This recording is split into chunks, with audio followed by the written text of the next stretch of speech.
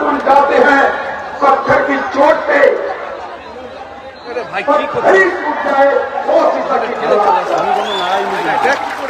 আমাদের সামনে অনেক বড় লড়াই, অনেক বড় সংগ্রাম, কিন্তু সারা দেশ জুড়ে আজ এটা আলোচনা শুরু হয়ে গেছে যে অনেক দেখা হলো এবার মোদী নয়, এবার রাহুলজির নেতৃত্বে এই ভারতবর্ষ সরকার শুরু।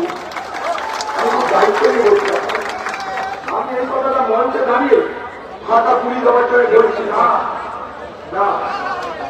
আমি বিভিন্ন জায়গায় যোগাযোগ আছে আমার, মুর্শিদাবাদে বিভিন্ন জায়গায় প্রোগ্রাম করি, বাংলাতেও প্রোগ্রাম করি যখন যে থাকে। কদিন আগে বর্ধমান গেছিলাম, তারপরে বসিরহাট গেলাম। বিশ্বাস করুন সেখানকার মানুষ বলছে দাদা অনেক হলেও আর না, আর ভুল করবো না, এবার রাহুল গান্ধীকে আর কংগ্রেসকে ভোট দিয়ে ক্ষমতায় আনতে হবে। তাই 29 যে লোকসভা নির্বাচন, সেই লোকসভা নির্বাচনে এই ভারতবর্ষের পরিবর্তনের আজকে দেখলেন দিল্লির বুকে ছাত্রছাত্রীদের আন্দোলন, হাজার হাজার ছাত্রছাত্রী প্রতিবাদ করছে। কিসের প্রতিবাদ? টিকিটের জন্য নয়, ধান্দাবাজির জন্য নয়, তাদের প্রতিবাদ কি?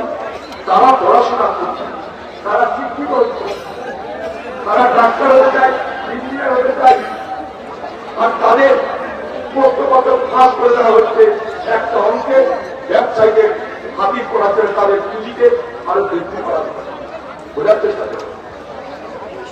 22,80,000 ছাত্রছাত্রী পরীক্ষা দিল নিচে, সিটের সংখ্যা কত?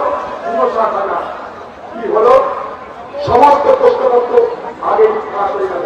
তাদের মাধ্যমে যারা বড় বড় কোচিং সেন্টার চালায় তাদের কি নাম দিয়ে? গেস্ট পেপার নাম দিয়ে। ভাবুন, 22,80,000 ছাত্রছাত্রী দিন রাত মেহনত করে পড়াশোনা করেছে, পরীক্ষার আগে দেখছে তাদের ছাত্রী বেকার, কারণ তাদের সমস্ত প্রশ্ন লিক করে দেওয়া হয়েছে। যাদের কাছে পয়সা পেয়েছে, তাদের কাছে ধান্দা করেছে, সেই সমস্ত ব্যক্তিবর্গের কাছে। এই ভারতবর্ষে কোচিং ইন্ডাস্ট্রি এই মুহূর্তে একটা বড় ইন্ডাস্ট্রির আকার ধারণ করেছে মোদী সরকারের আমলে। এই কোচিং ইন্ডাস্ট্রিতে এই মুহূর্তে 60,000 কোটি টাকা বিনিয়োগ হয়েছে। কোচিং ইন্ডাস্ট্রিতে 60 কোটি ছাত্রছাত্রী ট্রেনিং নেয়। ফলে সাধারণ মানুষের আগামী উঠতে গেলে তাকে কোচিং সেন্টার যেতে হবে, সেখানে ফিস দিতে হবে, সেখানে শিক্ষকের টাকা দিতে হবে, আপনার সরকারি ফলে সেখানেও টাকা দিতে হবে। ফলে সর্বসম্মত হচ্ছে ভারতবর্ষের সাধারণ নাগরিকেরা। আর কোচিং সেন্টারের মালিকরা 60,000 কোটি টাকার বাণিজ্য করছে এবং তার বাণিজ্যকে বাঁচিয়ে যাচ্ছে। পরীক্ষার আগে প্রশ্নপত্র ফাঁস হয়ে যাচ্ছে। জানেন আপনারা, এই ফাঁস হওয়ার কারণে এই ভারতবর্ষে 20 জন ছাত্রছাত্রী আত্মহত্যা করেছে। আপনারা কি জানেন এই 24 সালে এই ভারতবর্ষ শুধুমাত্র পড়াশোনা করতে এই পক্ষপাতিত্বের জন্য মানসিক চাপ সহ্য করতে না পেরে মারা গেছে কত জানেন? 14,468 জন। আমি এ কথা বলছি না, এ কথা বলছে ন্যাশনাল ক্রাইম রেকর্ড ব্যুরো, যার মন্ত্রী হচ্ছে অমিত শাহ। ভারতবর্ষে যত মানুষ আত্মহত্যা করে তার উপরে 8% ছাত্রছাত্রী। আমরা কি দেশ করবো? যারা পড়াশোনা করলো, যারা শিক্ষিত হতে চাই, আমরা তাদের পরীক্ষা করতে দিলাম না, তাদের প্রশ্নপত্র ফাঁস করে দিলাম কৃষি লোকের সুবিধার জন্য। পরিণাম তাদের আত্মহত্যা করতে হচ্ছে। এই জায়গায় দাঁড়িয়ে রাহুল গান্ধী প্রতিবাদ করছে ছাত্র গুণ, অর্থাৎ ছাত্রের খাওয়া উঠাও। আজকাল দিল্লির বুকে দেখলেন ছাত্রছাত্রীরা হাজারে হাজারে প্রতিবাদ করতে গিয়ে তারা আক্রমণের শিকার হচ্ছে। কোন সরকার? বিজেপি সরকার। মানুষের বলার অধিকার তো সাংবিধানিক অধিকার। যদি ছাত্রছাত্রীরা আমরা আত্মীয় বলি তোমাদের বড় অধিকার কেড়ে নিলাম, তাহলে দেশ এগোবে। কোন মহাপুরের মতন একজন শিক্ষাবিদ, একজন পরিবেশ বিজ্ঞানী 24 দিন ধরে অনশনের মধ্যে আছে, তারা কোনো মাথা ব্যথা নাই। কংগ্রেস আমলে আন্না হাজারে প্রতিবাদ করছিল, অনশন করছিল। প্রথমে কংগ্রেস 96 ঘন্টার মধ্যে তার সঙ্গে দেখা করে, তারপর যখন আবার প্রতিবাদ করলো, এই কংগ্রেস আইন তৈরি করেছিল। এই আইন লোকপাল আইন, মন্ত্রী হচ্ছে অমিত শাহ। ভারতবর্ষে যত মানুষ আত্মহত্যা করে তার উপরে 8% ছাত্রছাত্রী। আমরা কি দেশ গড়ব? যারা পড়াশোনা করলো, যারা শিক্ষিত হতে চাই, আমরা তাদের পরীক্ষা করতে দিলাম না, তাদের প্রশ্নপত্র ফাঁস করে দিলাম কিছু লোকের সুবিধার জন্য। পরিণাম তাদের আত্মহত্যা করতে হচ্ছে। এই জায়গায় দাঁড়িয়ে রাহুল গান্ধী প্রতিবাদ করছে ছাত্র গুণ, অর্থাৎ ছাত্রের খাওয়া উঠাও। আজকে দিল্লির বুকে দেখবেন ছাত্রছাত্রীরা হাজারে হাজারে প্রতিবাদ করতে গিয়ে তারা আক্রমণের শিকার হচ্ছে। কোন সরকার? বিজেপি সরকার। মানুষের বলার অধিকার তো সাংবিধানিক অধিকার। যদি ছাত্রছাত্রীরা আমরা আপনাকে বলি তোমাদের বড় অধিকার কেড়ে নিলাম, তাহলে দেশ হবে। কোন মন্ত্রীর মতন একজন শিক্ষাবিদ, একজন পরিবেশ বিজ্ঞানী 24 দিন ধরে অনশনের মধ্যে আছে, তারও কোনো মাথা ব্যথা নাই। কংগ্রেস আমলে আন্না হাজারে প্রতিবাদ করছিল, অনশন করছিল। প্রথমে কংগ্রেস 96 ঘন্টার মধ্যে তার সঙ্গে দেখা করে তারপর যখন আবার প্রতিবাদ করলো, এই কংগ্রেস আইন তৈরি করেছিল। এই আইন লোকপাল আইন। এই ভারতবর্ষের ক্ষমতা আসার পর বিজেপি পার্টি লোকপাল আইন প্রয়োগ করলো না। অথচ সেই সময় আন্নাহাজারকে পিছন থেকে পদক দিয়েছিল কংগ্রেস সম্পর্কে বিভ্রান্তি করা যায়, কংগ্রেস থেকে চোর প্রমাণ করা যায়। 14 বছর বিজেপি পার্টি ক্ষমতায় কংগ্রেসকে প্রমাণ করতে পেরেছে। ওখানে যাও মাইকের ওখানে।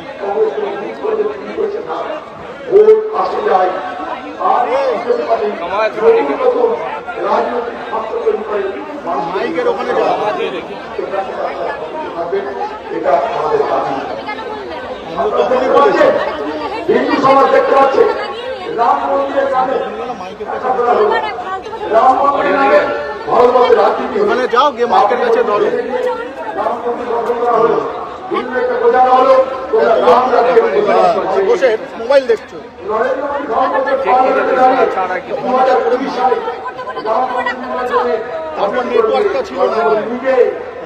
নিজে আমি যখন পার্লামেন্টে ছিলাম বিরোধীদের নেতা হিসাবে, কংগ্রেসের নেতা হিসাবে, তখন আমি প্রতিবাদ করে বলেছিলাম আপনি যেন রাজনৈতিক ব্যক্তিদেরকে রাম মন্দির করার দায়িত্ব দিচ্ছেন, রাম মন্দির প্রতিষ্ঠা করুন, ধর্মচর্চা করুন, শঙ্করাচার্য করুন, আপনি যারা করছেন। কিন্তু রাজনীতি করা তার পার্টি যারা লোক তাদের কাজ করতে দায়িত্ব দিলেন। 2024 সালে 2024 সালে রাম মন্দির ভাবলো ভোটগুলো সব এক টাকা মোদীকে ভোট দিবে। মোদীকে বিভ্রান্তি থেকে গেল যখন অযোধ্যায় মোদী পার্টির লোক হেরে গেল, মোদী বলল কিন্তু রাম দিয়ে হবে না। তাই দেখুন লক্ষ্য করে যে রাম মন্দিরে একটা গরিব মানুষ তার পকেটে 50,000 টাকা দিয়ে পয়সা দিয়ে ধাক্কা মারছে এবং সে মনে মনে ভাবে পবিত্র রাম মন্দির আমি চালা দিলাম, তাহলে আগামী দিনে আমার মঙ্গল হবে, আমার ছেলের চাকরি হবে, সন্তান সেই রাম মন্দিরের যা দেখভাল করছে বিএনপি আরএসএসের লোকেরা, এই রাম মন্দির যারা মানুষের চাঁদা কোটি কোটি টাকা লুট করে চলে যাচ্ছে। লুট করে শুধু নয়, ভারতবর্ষের প্রধানমন্ত্রী যে রাম মন্দিরকে সামনে রেখে ক্ষমতায় এসেছিলেন, সেই প্রধানমন্ত্রী এতদিন হয়ে যাওয়ার পরেও চুপ করে বসে আছেন। ভারতবর্ষের মানুষ দেখতে পাচ্ছে। তাই ভারতবর্ষের মানুষ, ভারতবর্ষের হিন্দু মুসলমান সবাইকে একটা কথা বলতে চাই, এই বিভাজনের রাজনীতি থেকে আসুন আমরা মুক্ত হয়ে নতুন বাংলা বলি। এই বাংলায় বিভাজনের রাজনীতিতে যেন আমরা এটাই আমাদের দেওয়া। এই ভারতবর্ষের তৈরি করতে, এই ভারতবর্ষের স্বাধীনতার জন্য ভারতবর্ষের হিন্দু মুসলমান শিখ খ্রিস্টান আদিবাসী জনজাতি সবাই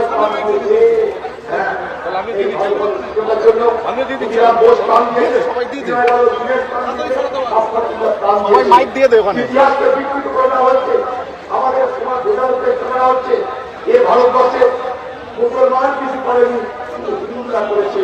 আমি তাদের উদ্দেশ্যে বলতে চাই এটা ইতিহাসের যেমন আমাদের জাতির পিতা ছিলেন মহাত্মা গান্ধী, তেমন এই ভারতবর্ষের আরেক ব্যক্তি যাকে আমরা সীমান্ত গান্ধী বলতাম, খান আব্দুল গফফার খান। আব্দুল গফফার খান তার জীবনে 35 বছর জেলে বন্দী ছিল ভারতবর্ষের। কেউ বলবে না কথা। আজকে ভারতবর্ষের সরকার ওনার বই থেকে সেগুলো তুলে দিচ্ছে। যে স্লোগানটা দিয়ে সেদিন বিপ্লবীরা শহীদ হতো, আন্দোলন করতো, ফাঁসির মঞ্চে চলে যেত, ইনকলাব, সেই ইনকলাব স্লোগানের মালিককে, সেই ইনকলাব স্লোগানকে সৃষ্টি করেছিল মৌলানা আশরাফ রুহানি। আপনারা কি জানেন যে সেদিন আস্তে আস্তে ফাঁসির মঞ্চে চলে গেছিল আস্তাগফিরুল্লাহ, কাকুরি মামলায় আস্তাগফিরুল্লাহ ফাঁসি হয়েছিল। আপনারা কি জানেন যখন তার ফাঁসি হচ্ছে তখন ব্রিটিশ তাকে জিজ্ঞেস করছে তোমার সেই ইচ্ছা বলো, তখন আস্তাগফিরুল্লাহ কি বলছে জানেন?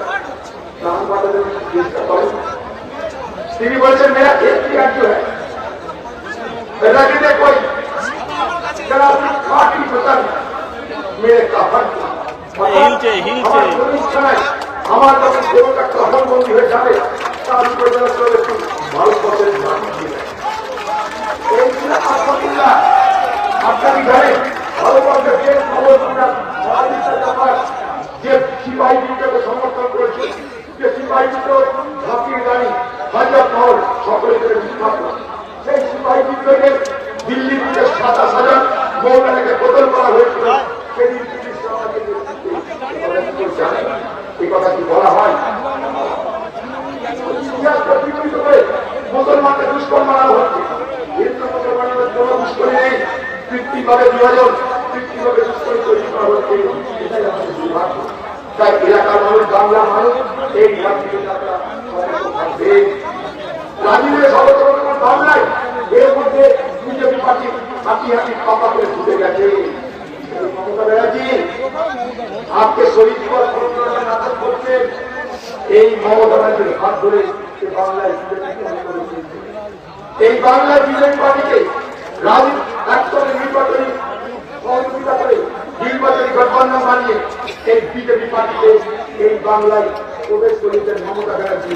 আপনারা ভুলে গেছে তিনি সব কিছু দেখবেন, তিনি নাটকে বিশ্বাস করবেন। আপনাদের ভালো বলি, সাল 2011 আমি যখন পার্লামেন্টের মেম্বার সোনিয়া গান্ধী একজন ডাকের আমাকে দেখে বললেন অভিক বাংলায় নির্বাচন আসছে, আমি বললাম ম্যাডাম এই মুহূর্তে বামফ্রন্টকে মমতা ছিল করতে গেলে মমতাকে আমাদের দরকার, আমি মমতাকে সহযোগিতা আমি বলছিলাম কিন্তু অদ্ভুতভাবে মমতা আসার পর এই মমতাকে সব থেকে আগে আক্রমণ করলো তাকে জানেন এই কংগ্রেস পার্টি। পশ্চিমবঙ্গ দিয়ে কংগ্রেস পার্টির অফিস কর্মী রেলে দিলে আমরা এই মমতা ব্যানার্জি। হ্যাঁ ইতিহাস আমাদের পঞ্চায়েত ভোট করে যায়নি, মিউনিসিপালিটি ভোট করে যায়নি, কোথাও রাজনীতি কথা বলতে যায়নি। আমাদের মুর্শিদাবাদের শয়ে শয়ে আমাদের কংগ্রেস কর্মীদেরকে পানি কেস দেওয়া হয়েছে। পানি কেস মানে কি জানেন? কংগ্রেস করতে না পারে। মমতা ব্যানার্জি আপনার আমলে শুরু যখন হলো এই বাংলায় আপনারা বলে দেওয়া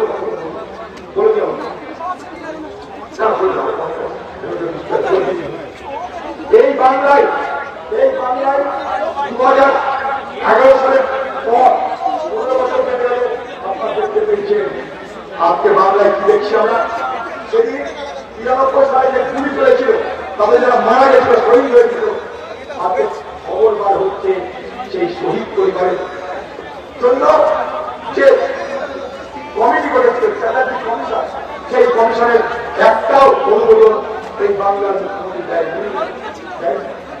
চ্যাটার্জি কমিশনের রিপোর্ট যাতে পেশ হয় তার জন্য দীর্ঘদিন দাবি করে সমস্ত আন্দোলনের কৃতিত্ব নিয়েছে মমতা ব্যানার্জি। আর বাংলায় ভোট আদায় করেছে। শহীদের রক্ত তারা ব্যবহার করছে, শহীদের রক্ত দিয়ে ব্যবসা করেছে এই মমতা ব্যানার্জি। সেদিন আমাদের নেতারা স্বর্গীয় বীরেন দাস থেকে আরম্ভ করে প্রতি বছর সবাই কিন্তু সেই আন্দোলনে সামিল হয়েছিল। আমি সামিল হইনি, ছিলাম না, আমি পালিয়ে গেছিলাম পরিবার ছেড়ে। কিন্তু সেদিন যারা সামিল হয়েছিল সকল শুনবেন না মমতা ব্যানার্জি তাদের প্রতি কৃতজ্ঞতা জ্ঞাপন করেছে। তাই যে কথাটা বলতে চাইছিলাম, সেই শহীদদের প্রতি শ্রদ্ধা জানিয়ে আজকে যে সভা, সেই সবাই শহীদ পরিবারের মানুষ, শহীদদের পরিবারের লোক সঙ্গে আছে, তাদের সঙ্গে আছে। আপনার ঘরে দেখতে পাচ্ছেন সরকার যাচ্ছে না। 3 দিন আগে আমাদের দিল্লিতে दादा ये क्या हो रहा है गंगा से क्या हो रहा है? सुबह पुलिस जाते हैं और शाम होते ही टैंक उतरकर बागी पार्टी में शामिल हो जाता है। বলছে সকালবেলা পুলিশ যাচ্ছে, সন্ধ্যে হতে হতে ট্যাঙ্ক ছুড়ে তারা বিজেপি পার্টির আরেকটা দল নব বিজেপি তাদের যোগদান করছে। আমি তখন বললাম স্যার ये लोग बागी नहीं है, हिंदी में 30 मिनट बोले बागी, तब बोले बागी लोग कौन है? আমি বললাম ये लोग बागी नहीं है, ये मेरे दागी है। जब पुलिस उनको घर में पहुंचे तो वो मेरा दागी है, यही है ये दागी वो भागी, ये सारे दागी लोग हैं वो भाग रहे हैं ममता बनर्जी को छोड़कर। अच्छा जाने तो वोट नहीं है তারা কতটা কাপুরুষের বাস করতে মমতা ব্যানার্জি চলে গেলে মমতা ব্যানার্জি মনে করেছিল সকালে যেমন গাছের পাতায় শিশির দিদি থেকে মনে হয় মণিমুক্ত, মমতা ব্যানার্জি মনে করেছিল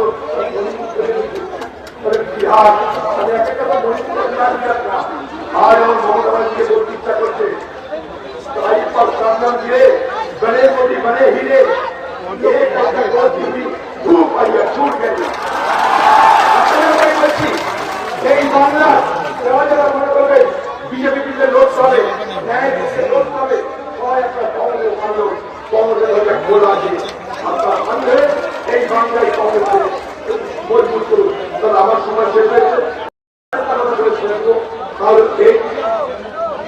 এই বাংলায় কংগ্রেস কর্মীরা আপনার ঐক্যবদ্ধ হন, আপনার ঐক্যবদ্ধ হলে যে বাংলায় পরিবর্তন হতেই হবে। কিন্তু একটা কথা বলবো না সংঘর্ষ না तकलीफ मजे के हाथ में बड़ा बड़ा तूफान थम जाएगी जब बाहर जाएगी वो छूटेंगे। अपने नया करें, अपना आगे करो, जय हिंद।